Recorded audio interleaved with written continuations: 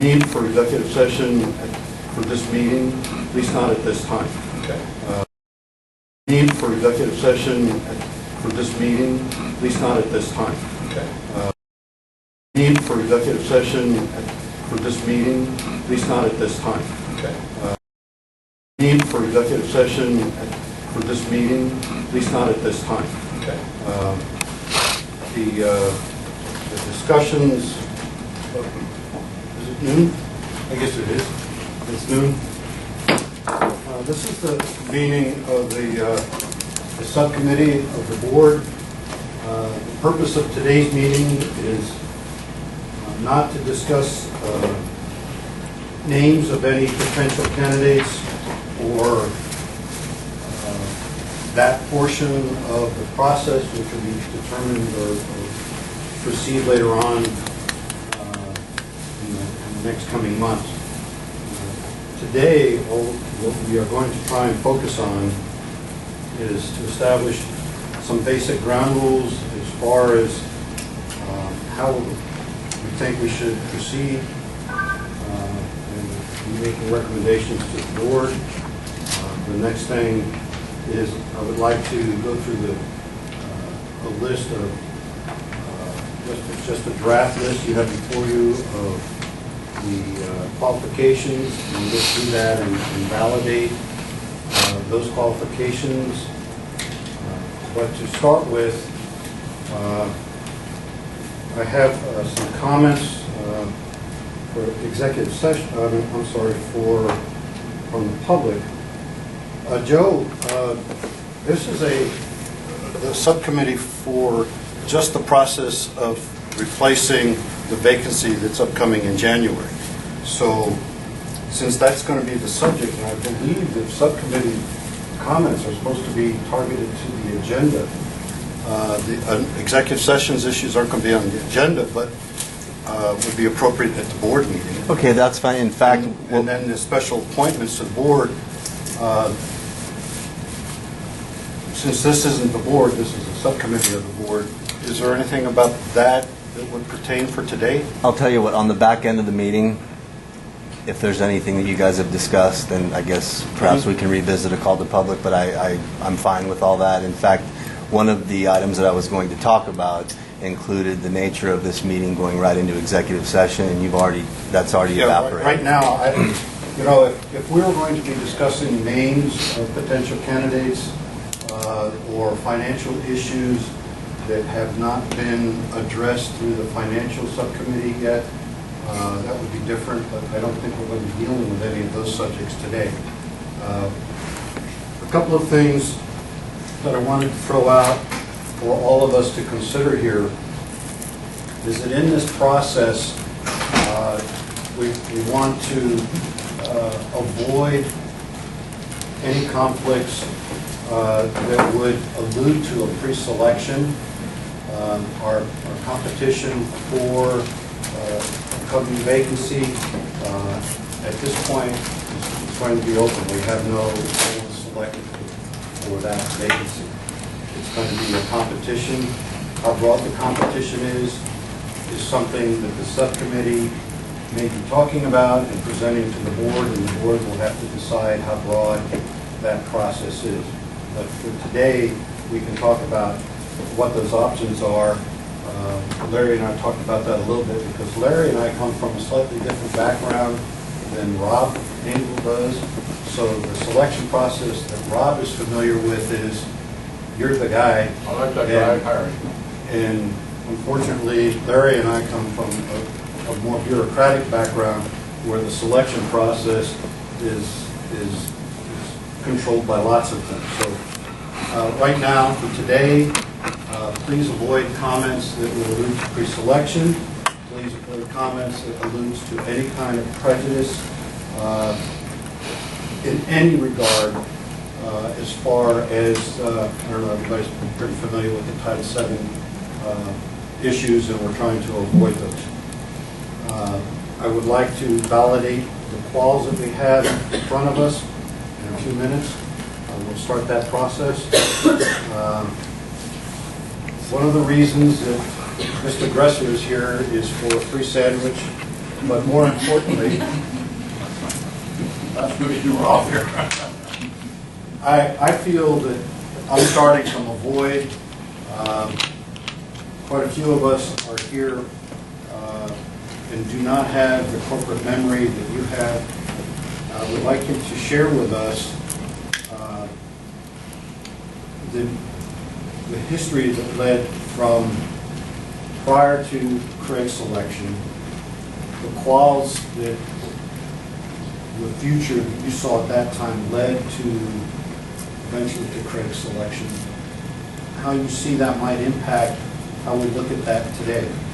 So basically, I'm asking you for a history lesson. Well, the history lesson is that we had a need for a new director. The board recognized that there were tremendous opportunities that we were not taking advantage of. And so we advertised, and I believe we had a consultant who helped call our applications. But in any event, we established the criteria, and we have a good list of criteria already established. And we actually had a director for a short period of time for Mr. Williams, and it just really didn't work out with him. And to be honest with you, I don't remember why, whether it was his decision or our decision to terminate that relationship. This was that many years ago, I don't recall. But when we went back to this selection process again, and we found Mr. Williams, there's really no magic beyond that. If you want to employ an employment service, you can do that. If you want to simply advertise in trade publications, you can do that. There's a number of ways to do it. And I think Dr. Gourley and perhaps you would have even greater insight into that than I do. I will just tell you that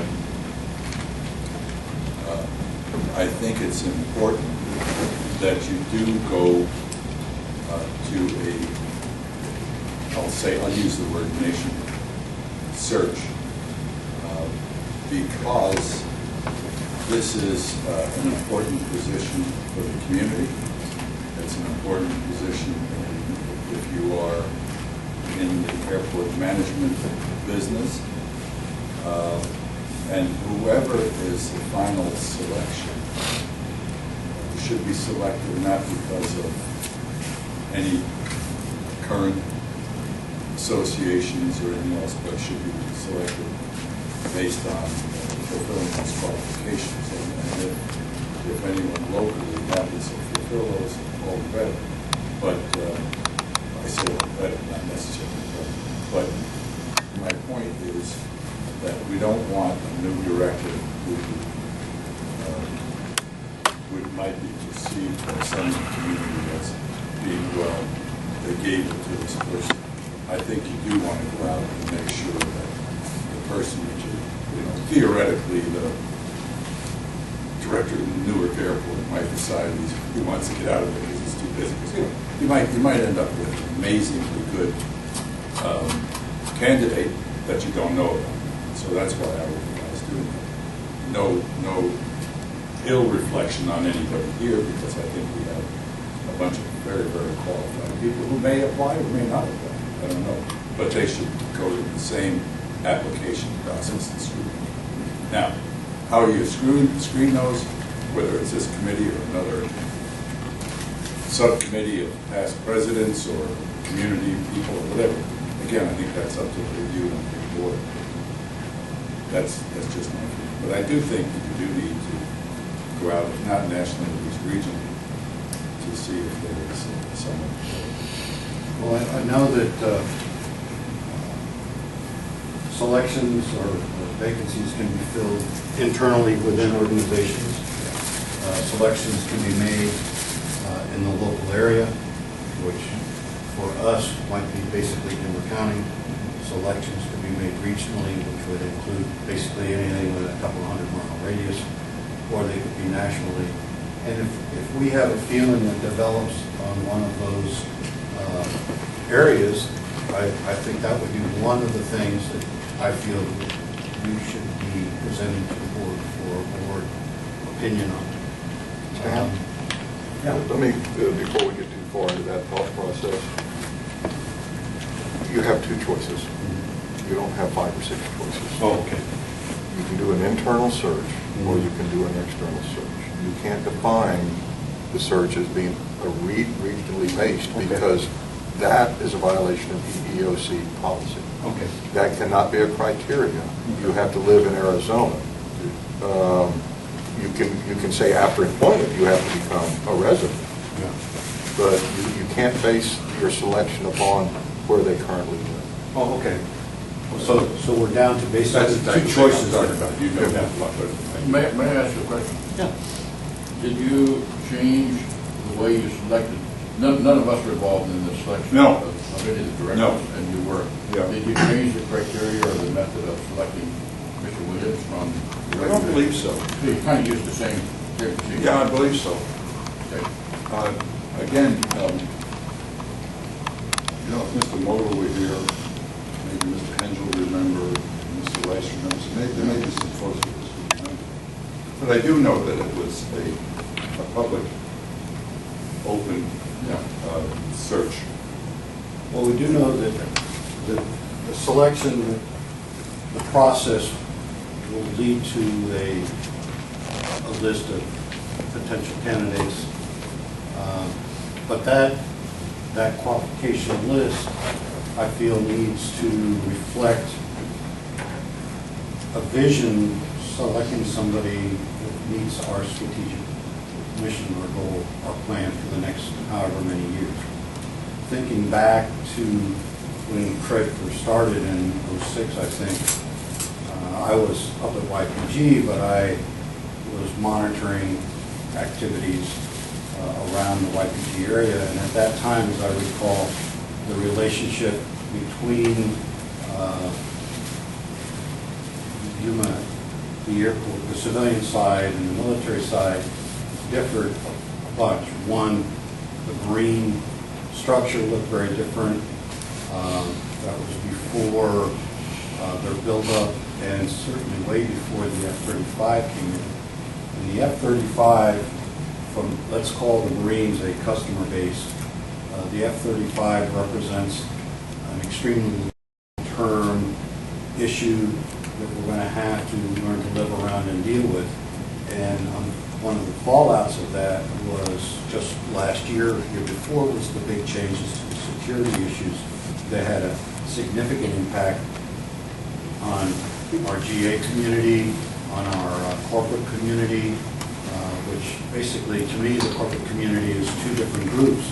The corporate community is represented by people that have corporate airplanes here, and it's also represented by people like CareFlight or whatever their name is, which is an industry-based an activity. We have a much greater presence of FedEx now than we did then. So we need to ensure that our calls, and when we ask for people to apply, we want people that will fit into the kind of facility we have today and where it is going. I don't feel that we could step back, but we need to know what that transition was. And is there any parts of that part that our customer base, how the airfield was being managed, that basically the customer base outgrew the ability of the airfield to keep pace with that? Well, and should we be looking in the future using our calls as that process? You know that prior to Mr. Williams' arrival, we had a maybe more than adversarial relationship with MCAs. And to the point when, prior to my being on the board, commanders at MCAS would say things like, "Get off my airport, everybody get out of here." they really did not like the presence of Yuma International and all the things it entails, both commercial and private, especially private. And Mr. Williams and the board were able to make a 180-degree turn in our relationship with and as you indicate, they are, I don't know whether we can call them our tenant partner, they're aviation partners. They own their sides in the sense, but they do own all the runways, the taxiways, the tower rooms, all sorts of things. They're not going to leave, and we're not going to leave because we know we have rights here in spite of what some taxi members may want. So that doesn't change the fact that we didn't. There's no need to have an adversarial relationship. Now we have this excellent relationship now, and that's going to be very important in the future because so much of what we do depends on a good relationship with the civilians. And certainly not our only relationship, but they're good. And with, as you say, the advent of the F-35, if there are subcontractors and people like that coming on, we want MCAS's blessing to have those folks on our side renting facilities from us and buying gas and so it's very important. So I'm not sure if I'm really answering the question, but one of the biggest things that we had to have was our changing relationship with the Marine Corps. And then probably, I might even say that a bit of a surprise was the ability of Mr. Williams to find areas of funding in both national and state and regional now with things like GYAs and all of the improvements. I mean, we just went along for years and years and years with no improvements. And, I'll take you back to the slideshow that this is what it was and this is what it is. And this is a whole different facility. And it's poised for the future. And I think we're well set. We need somebody who can capitalize it and understand where we have been to some degree, but certainly where we are and where we want to be. And that's what we're looking for, somebody who can continue the, if you will, the legacy of these years, who knows how to find funding because we don't have the money to do these things ourselves and never will. Well, the grant source, to call it, to give it a word, is quite broad. I don't know where all the money comes from. But I do know that the management of those monies is a very deliberate and high risk. I have seen other activities that fail to do due diligence. They're obligated to when they take grant money. And when we look at these quals, we need to look at these to ensure that legacy we're leaving behind is carried on in the future, because I think that is absolutely the future of the airport. There is no customer base that is willing to or is capable of funding things that we need for our future. I'm sorry, I just wanted to clarify one thing which may help the committee and the board ultimately in coming up with the qualifications they want. As far as the EEOC and its application, there isn't necessarily anything per se that says that you can't give preference to a person based upon their experiences here already with the airport. There's nothing with the EEOC that says that you have to do a national search either.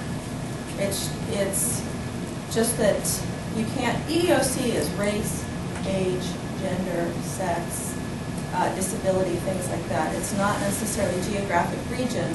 So you could, to try to fold in these concerns that you have, give, say, points preferences or things like that to people with institutional knowledge already with the airport, or even as you do with some of your contracts, geographic, you know, a local person, maybe more preferential because they're aware of the environment that's going on. So that is something that the board can consider without violating law.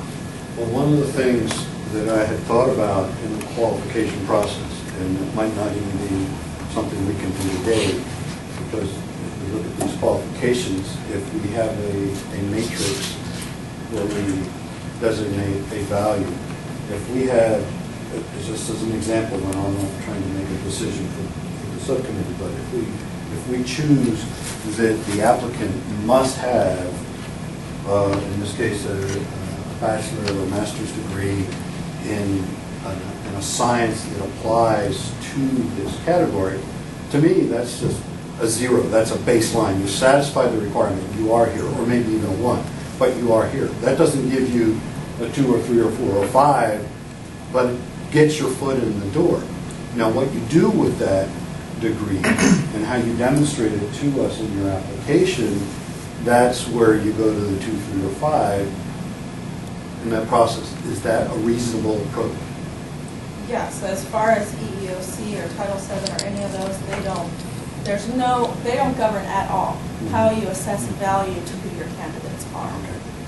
I would just caution, generally speaking, on EOC application, that when you do finally come up with your qualifications, that should be really specific as far as separating out minimum qualifications versus desired qualifications, and actually separate them out more distinctly so it's easier not only for the applicant but also for those that are doing the screening process. Okay.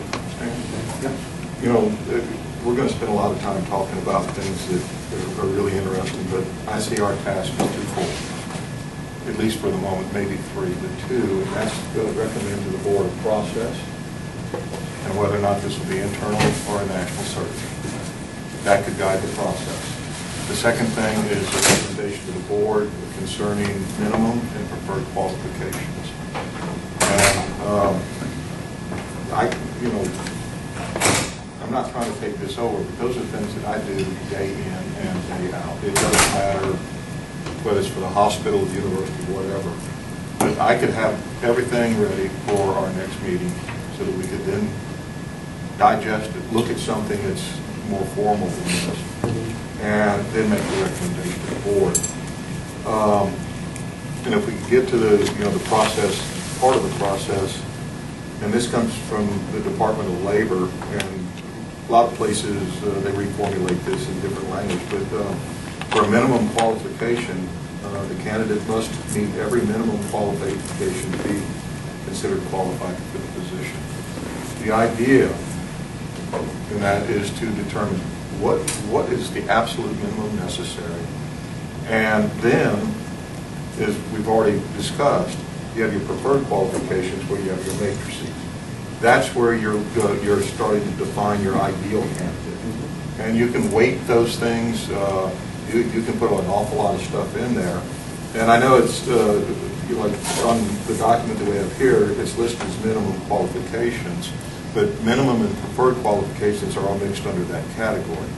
That's not a problem, because I've already gone through and weeded out what I think are the minimums. Well, why don't we just scratch that title, but those basic 7 or 8 bullets there is foundation for us to start from, and if it's okay at this point, I'd like to just look at each one of these and try and determine what the minimum qualification is, and then if we have a little input on the desired side.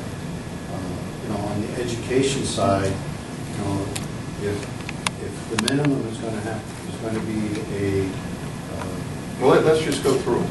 Yeah. Okay. I mean, let's try and speed this up a bit.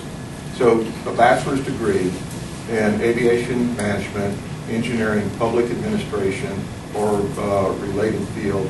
I would suggest we may put in there a bachelor's in business administration. That would be a minimum. Okay, then what we do is take masters and we put that in the preferred. That would give them extra points. That would jump them up. Okay, so then we have to make a decision about management versus airport. I would say Let's that, not skip over the education part that quick. Are we sort of developing this list and talking about it? Yeah, let's divide, let's look, right now we're on the education level. Yeah. The problem with the business and not, the business degree and not having any of the aviation sciences, I think that leaves a lot out. And we're not leaving anything out, we're adding to it. So if we have all the rest of the list and add in business degree. If a business degree absent of any aviation experience, you can have a business Well, degree. you've already, No. Stan, you've already said that. Engineering absence any aviation. Public management absent. You've already said, it's already been said. In fact, you've already said What do business we want to say? administration. And you This say is related just a field. draft. This is not in stone. We can add or reduce the list. But how do we get,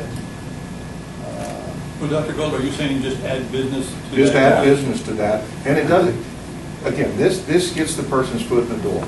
If you then go down to the preferred and they don't have anything in the aviation industry, then they're going to get a 0 in that column. They're going to start slowly moving out of the pool. okay, all right. So aviation would be the minimum for business, No, business, what are you saying? in addition would be a preferred? Or are you No. saying business is the minimum? It's exactly as it reads right here. Minimum qualification, bachelor's degree in aviation management, engineering, public administration, business administration, or related fields. Okay, well, personally, I don't agree with that, because business is nice as an adjunct to aviation education. But if you're saying that you qualify the minimum requirement by only having business, That's a minimum I don't requirement. agree with that. But that doesn't get you anywhere. But see, that only gets you to the next. that's why you have the preferred qualifications where somebody who has only a business degree. Right. But So you're nothing saying is preferred listed. would be aviation? Yes. Thank you. Okay. I mean, please, and trust me, folks, I know. I'm sorry, I know that this is won't different.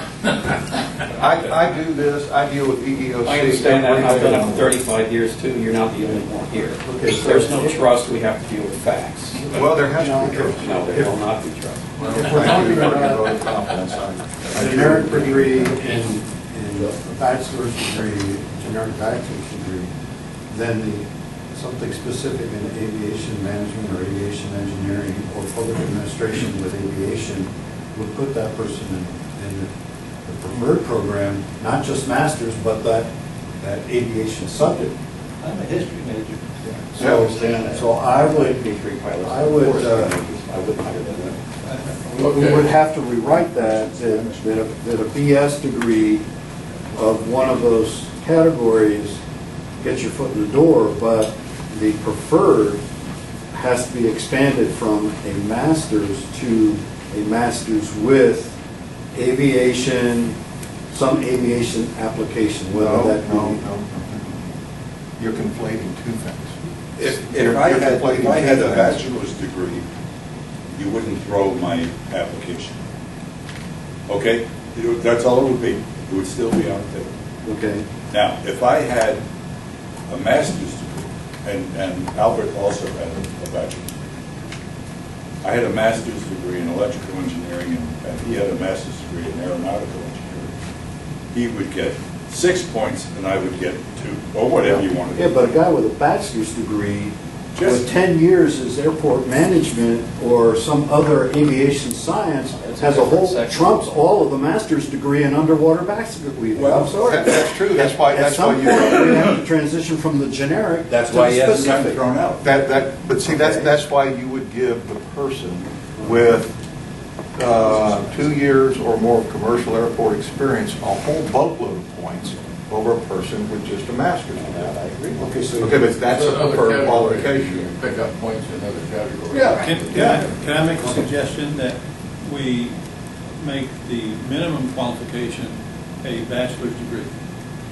If you got a bachelor's degree, that's the minimum qualification. And then the different kinds of degree and advanced degrees didn't give Become you the... preferred? Yeah. Become preferred. Yeah, degree. that's what I was again, the talking idea. Don't try and list the. That's not a bad idea. Yeah, Andre, are you writing this stuff down or do I have to take Right. notes? Can you write this stuff down? Okay. Would that be acceptable? So for the education, we're looking at a BS degree, Be it bachelor's. bachelor's degree, and we are not being subject specific. But if they want higher numbers within that education category, Then they get more points. they get more There you points, go. particularly if they lead towards aviation issues. Now, Just to be devil's advocate, so what you'd be saying by that is you'll take somebody with a Bachelor of Arts who majored in dance. Yeah. They Yeah. could apply. Yeah, So that's as long right. as everybody That's right. understands that. That's right. Okay. But they More like might that. They might not get any other points anywhere else, just so you know, because that's going to increase your applicant pool. And all the types of the bachelor's They degrees, may all not the make- they may not disciplines, make we the could cut. then list that in the preferred qualifications and we could assign points for that. now, other than the graduate degree on the academic side, heck, I know that in your case, there's a publication. Okay, and I'm looking strictly at the preferred and then additional points. Is it additional points or whatever if they're published in the aviation side? Is that a big deal? As a deal-breaker? Or some other type of professional academic side? I'm just throwing that out. It shows engagement. But if we're looking at the minimum, the next one I see on here is a minimum, goes to experience. And that's 2 or more years of commercial aviation. All right, now you've said bachelor's degree and now experience. That's going to, you're still got a very broad pool of people. Which one of these headings do you put experience under? Is that management? No, it's under minimum qualification. Don't worry about the headings. Are you talking about the one that says airport? 2 or more years of commercial airport experience in a management role. We don't want to do. Airport. Okay. So to me, that would be a minimum qualification. We're sending a signal, this isn't for a junior person wanting to rise up. This is for a more experienced person. So then, and this one becomes more subjective. How important is it that a person demonstrate knowledge of FAA regulations, including Part 139? Is that a killer? I think it would Okay, make the so difference between a 2 and a 5. Oh, but if the person didn't have it, is that a killer? Is it Yes. too complicated? If I were I think you, so, I would yeah. not bring in somebody that didn't have part Okay, so that's your third minimum qualification. Yeah. Okay, this isn't solid science. We should have 3 to 4 minimum qualifications. So out of this list, one of the things that we've learned to live on is grants. So demonstrate, you don't have to specify a monetary amount, but a demonstrated experience or evidence of obtaining and managing federal and state grants. There's your 4th minimum qualification. Okay? So those would be the 4 that I think we can't live without. Then what we Wait a do, minute, I only got 3. What was it? bachelor's, Bachelor's, 2 more years of airport experience, $139 knowledge. and grant Grant writing. knowledge is third. Part 139 was separate. Oh, you're putting. Yeah, that would be Okay. separate. Okay. Because that would be Becomes the separate. fourth. Yeah. So Okay, grants is- So this is The grants would be the 4th one, and then what we have to do is disaggregate everything else Okay. and figure out how many, what we keep. That become, all the others become preferred, and there's some nice preferred ones there that we could give more points to than others. Okay, so your minimum, what I hear you saying, is your minimum is 1 BA, 2... BA or BS. Yeah, okay, a bachelor's degree, Right. sorry, a bachelor's degree. 2 is at least 2 years in experience in airport management. 3... Commercial airport management. Commercial airport management. All right, combined, because of the intricacies. Commercial, okay, good point. 2, Part 139, experience. And that was 3, actually, and 4 is grant experience. That's good. Okay. So now you're going to move on to the desired or preferred qualifications. Is that what you're saying? Yeah. Okay. Just wanna- Yeah, if people show up with these basic things, You can when get in they the go door. select them. Yeah, okay, They have to have these or they go to the trash can. okay. Are you being specific, are you working on that at least $5 million in federal or state? No, I grants? think that could become a qualifier, preferred. Yeah. So somebody may have 4 million, we don't want to exclude them. So you're saying general grant experience? General granting, successfully obtaining and managing federal and state grants. Okay, well, let me throw Are this those out the only there. two sources of grants? If you have somebody who has gotten, a federal grant and a state grant, they're qualified. Okay. I would say, Part of the preferred Yeah. could be length of experience and Sure, success. my only question, and it's because I'm not well versed in this area, would you be potentially ruling out, say, someone who is military, who's getting ready to come over to civilian life, and was a pilot, and has an outstanding educational career, was in management because he's likely high ranking, or she's likely high ranking, but yet may not have grant experience? Okay. Would you be ruling I anybody? My think that would response be a killer. My response to that For us today. Yeah, is that this person has to hit the ground running in certain areas. Craig, how did you feel the first time you looked at your very first federal grant application process? Completely in the dark. I wasn't Daunting? intimidated at all. Because I Daunting? had no clue what I was doing. It takes a while to learn the Yeah. language. And that was before you came here. Well, and let me say, in fact, that's not completely true, because before I went to the airport, in one of my previous lives, I worked at a university, and I worked a lot on grants. So But even I with that did have that experience- grant experience. Yeah. Not Just so having the you grant. know, that potentially you could be leaving now. But if you did have a guy, like you said, who was fresh out of the military, obviously I'm very biased in that way, that grant experience is very important, Yeah. It was hard to come by. especially here. Yeah, I would think that if our history of pulling in some former military folks at a managerial level, but not as director, Yeah. right, using their skill set that they came over with, it allows them also not only to be productive and earn their pay, but they're growing internally, because now they're being experienced in the more commercial side. But that doesn't mean they're qualified to be a commercial director right off the bat. I don't think they're The single most Able to do important that. thing that I do is grants. And thank you. That is an important, the organization is getting up to speed. 6 months, 12 months lag in making grant applications means you're 2 years out. We can't afford that. All right. So if we go beyond these minimum quals, then we have to go to the true discriminators. And how do we want to phrase that? Which is preferred qualifications. So, going back to that list, if we start to, scratch some of these out, on the education side, just higher education, the more education is preferred.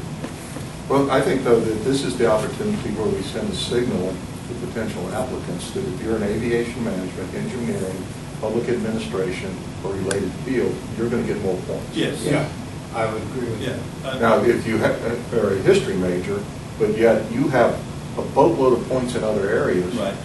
then that You can get 10 years quantify your experience experience. in FAA.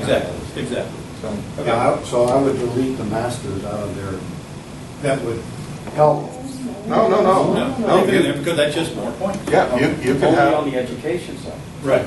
That's- I think what you want to do is try to steer your applicants towards those people who have aviation experience. Mhm. Right. And education. So, if you have masters in aviation, that's more important to us than to have the masters in anything else. Right. so here's how, there's 2 ways to do this. You can treat that as 2 topics or 1. A bachelor's degree is preferred, bachelor's degree in these areas is preferred.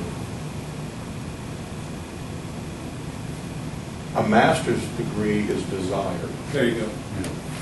In these areas is desired. So that, a person with a bachelor's gets 5 points, a person with a master's gets 10 points, or whatever it is. Yeah. Now, bachelor's degree could be in any. We've already said that That's above. minimum. That's in the And then minimum. preferred, you have Yeah. these, and then desired, the next level up, Yeah. would be, say, a postgraduate degree or equivalent. Let me throw something else out here. AAA. What I'm the is- wrong person to ask. What the hell is AAA?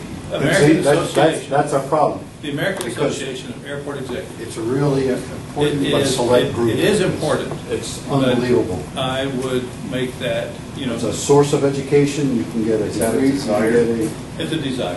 yeah, it's a desire. What's this? How do you spell AAA? As soon as we teach you how to dial 911, we'll let you know. This is, I'm not suggesting this. This is just some verbiage that came off the AAA website. This is from AAA. Yeah. And it just, say, like they have in their Part 39 information, a lot of things we've already discussed. So, having already read this, independent of reading this, we're going down a track that several other airports have already gone down. Right. So I think we're doing good.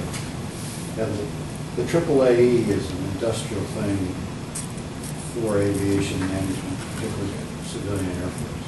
And they offer classes, It just looks like a in a good broad class. spectrum of subjects. But I think you can write a thesis and get some kind of. Well, there's quite a few prerequisites. First, you have to have 3 years in aviation management. That makes you, and you got to take a test that makes you a certified member. After you put in your 3 years, you're taking your test. You then go for the AAA rating, in which you do write a thesis and you do have an oral examination. And once you passed all those, then you get the AAA rating. So what do they call it? AAA rating. If we put that in the desired element of education, AAA Is that credential, valid? whatever that is. Yes, absolutely. That shows somebody who, AAA certified, or you Yeah. just a member of? no, you get to add AAE after your name. Okay, Yeah. okay, so Actually- Patrick and I, we went to the joint American College of Healthcare Executives, okay? Yeah. And we both passed, we're fascists, Yeah. okay? FECHS.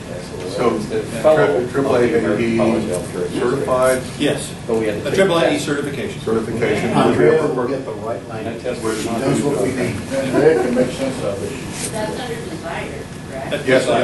yes. Desired That's a Or good preferred. time. And it's actually, it'll be the senior thing. If you have somebody with a master's in aeronautical engineering and a AAA credential and 5 years as an airport manager, you'll never be able to hire them. Okay, for, There's a sub-rating there, it's called a CM, certified member. And that's one of the steps you get on the way to your AAA. So you also said under desire for master's, correct, or preferred? preferred? Yeah. Preferred is They're trying to get up master's. to the point to take it. No, is desired, I'm sorry. Bachelor's. Under preferred, what do I have? I have under minimum, I have bachelor's, but then I heard you say under preferred with bachelor's. We support AAA. Preferred is in the areas listed here. Aeronautical. You're saying that for the bachelor's degree, preferred Any bachelor's bachelor's is aviation. In these areas. Okay, so preferred bachelor's in the Those areas. aviation, engineering, okay. Masters in the aforementioned areas desired. I tried to get into it and everything else. And they said, I said, well, my secretary's been here. Certified. And did you want preferred or earlier Thanks. about business administration as well? Since then- Well, we can put in business Just putting, administration. just by putting a bachelor's, that's going to include your business administration. But preferred, and there's a fundamental theoretical difference between public administration and business administration. Public administration is largely not-for-profit or government jobs, whereas bachelor's of administration is largely, not completely, for-profit. And the theoretical underpinning of those two disciplines starts with that difference. Either one could serve us well, as long as they have all the other preferred qualifications that we want to see. So that's why I was saying, we include bachelors of admin, but we'll, we might get a good one, we might not. But by including it, you're telling somebody that we're also, we're not for profit, but we don't want to end up with the negative No, numbers. we gotta pay our way. All right. Management experience, I would take out the word significant, because that's not quantifiable, and the rest of that sentence is in pretty good shape, I think.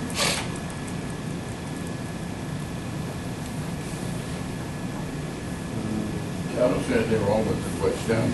Take out significant, but the military So- experience so highly minimum desired is 2 okay. years. Yeah. I think we need, So in this case, it would be 4 years or more senior. Okay. And that would be the minimum. Yeah.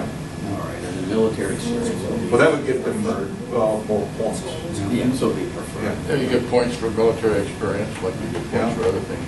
So And preferred then military. what if, it's probably really rare, but if a candidate would be from a joint service airport, that would be desired. Oh, I think that'd be, if you can get another, joint airfield. Because there's a But in that case, Three people. Yeah. But you Well, have to have somebody that was in the operations side of it. if you,